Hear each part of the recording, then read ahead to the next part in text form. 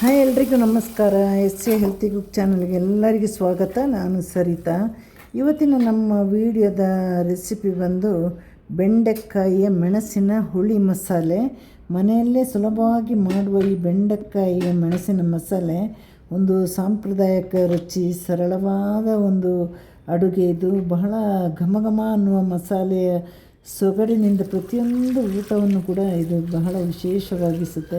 ಮೃದುವಾದ ಬೆಂಡೆಕಾಯಿ, ಖಾರದ ಮೆಣಸಿನ ಮಸಾಲೆ ಮತ್ತು ಹುಳಿಯ ಸವಿಯ ಅದ್ಭುತ ಸಂಯೋಜನೆ. ಅನ್ನ, ರಾಗಿ ಮುದ್ದೆ ಕೂಡ ಚೆನ್ನಾಗಿರುತ್ತೆ, ಚಪಾತಿ, ನೀರು ದೋಸೆ, ಉದ್ದಿನ ದೋಸೆ, ಕಡುಬು, ಕಲ್ತಪ್ಪ, ಕೆಂಪು ಅನ್ನ ಎಲ್ಲದೂ ಕೂಡ ಸೂಪರಾಗಿರುವಂಥ ಒಂದು ಆರೋಗ್ಯಕರವಾಗಿದ್ದಂಥ ಒಂದು ಸಾರಿದು.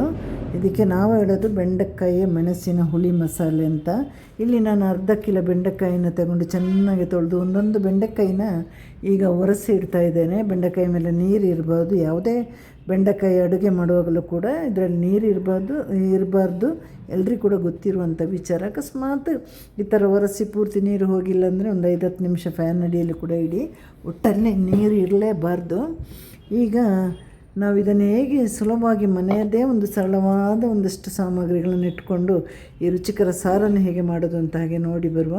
ಈಗ ಬೆಂಡೆಕಾಯಿನ ಒರೆಸಿದಾಯಿತು. ಇನ್ನು ನಮಗೆ ಬೇಕಾದ ರೀತಿಯಲ್ಲಿ ಕಟ್ ಮಾಡುವ. ಬೇಗ ಅಡುಗೆ ಮಾಡಬೇಕಂದ್ರೆ ಚಿಕ್ಕದಾಗಿ ಸ್ವಲ್ಪ ಕಟ್ ಮಾಡಿ. ಮತ್ತು ಹಿಂದೆ ಹೇಳಿದ್ದೀನಲ್ವ ನಾನು, ಬೆಂಡೆಕಾಯಿ ಪುಡಿಯಾಗದೇ ಇರಲಿಕ್ಕೆ ಕ್ರಾಸಾಗಿಯೇ ಕಟ್ ಮಾಡಬೇಕು.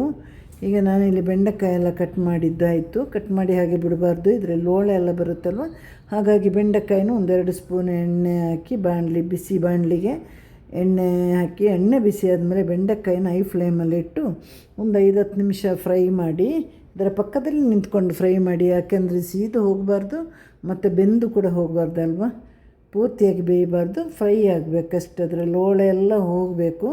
ಅಷ್ಟೋ ತನಕ ಇದನ್ನು ಫ್ರೈ ಮಾಡಿ 5-10 ನಿಮಿಷ ಸಾಕಾಗುತ್ತೆ. ಇದು ಫ್ರೈ ಆದಮೇಲೆ ನಾವು ಯಾವ ಪಾತ್ರೆಯಲ್ಲಿ ಅಡುಗೆ ಮಾಡ್ತೀವಿ ಆ ಪಾತ್ರೆಗೆ ಹಾಕಿಡಿ. ನಾನಿವತ್ತು ಮಣ್ಣಿನ ಪಾತ್ರೆಯಲ್ಲಿ ಅಡುಗೆ ಮಾಡ್ತಾಯಿದ್ದೇನೆ, ಹಾಗಾಗಿ ಮಣ್ಣಿನ ಪಾತ್ರೆಗೆ ಇದನ್ನು ಹಾಕಿಡ್ತೇನೆ. ಇನ್ನು ನಾವು ಮನೆಯಲ್ಲಿ ಸಿಂಪಲಾಗಿರೋ ಮಸಾಲೆಯಿಂದ ರೆಡಿ ಮಾಡೋದು ಅಂತ ಹೇಳಿದ್ದೀನಲ್ಲ, ಹಾಗೆ ಸಿಂಪಲಾಗಿರೋ ಮಸಾಲೆ ಕೂಡ ನಾವು ರೆಡಿ ಮಾಡುವ. ಇಲ್ಲಿ ನಾನೊಂದು 7-8 ಬ್ಯಾಡಗಿ ಮೆಣಸನ್ನು ಎಣ್ಣೆಯಲ್ಲಿ ಬಿಸಿ ಬಾಣಲಿಗೆ ಎಣ್ಣೆ ಹಾಕಿ, ಎಣ್ಣೆ ಬಿಸಿ ಆದಮೇಲೆ ಒಂದು 8ರಷ್ಟು ಬ್ಯಾಡಗಿ ಮೆಣಸು. ಖಾರ ಎಲ್ಲ ಇಲ್ಲ, ಇದು ಬಹಳ ಖಾರ ಕಮ್ಮಿ ಮಾಡುವಂಥ ಒಂದು ಅದ್ಭುತವಾದ ಸಾರು. ಇದನ್ನೀಗ ಮೀಡಿಯಮ್ ಫ್ಲೇಮಲ್ಲಿ ಅಥವಾ ಚಿಕ್ಕ ಫ್ಲೇಮಲ್ಲಿ ಇಟ್ಕೊಂಡು ಸೀದು ಹೋಗೋದಾಗೆ ಘಮ ಸ್ಮೆಲ್ ಬರುವಾಗೆ ಉರಿಯಿರಿ. ಇದು ಉರಿತಾ ಬರುವಾಗ ಒಂದು 4 ಖಾರ ಕಮ್ಮಿ ಇರುವ ಗುಂಟು ತಗೊಳ್ಳಿ. ಖಾರ ಜಾಸ್ತಿ ಇದ್ದರೆ 2 ಸಾಕು. ನಮ್ಮ ಮೊದಲೇ ಹೇಳಿದ್ದೇನಲ್ಲ ಖಾರ ಇಲ್ಲ ಅಂತ. 1 ಸ್ಪೂನಷ್ಟು ಕೊತ್ತಂಬರಿ ಬೀಜವನ್ನು ಹಾಕಿ ನೀವು ಈಗ ಇದನ್ನು ಉರಿಯಿರಿ.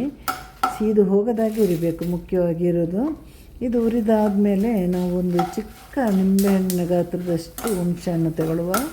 ಹುಣಸೆಹಣ್ಣು ಮತ್ತು ಅದಕ್ಕೆ ಒಂದು ಅರ್ಧದಿಂದ 3/4 ಸ್ಪೂನು ಅರಿಶಿನ ಪುಡಿ. ಇದಿಷ್ಟು ಬಿಟ್ಟು ನಾವು ಇದಕ್ಕೆ ಇನ್ನು ಯಾವ ಮಸಾಲೆಯನ್ನು ಕೂಡ ನಾವು ಸೇರಿಸ್ತಾ ಇಲ್ಲ.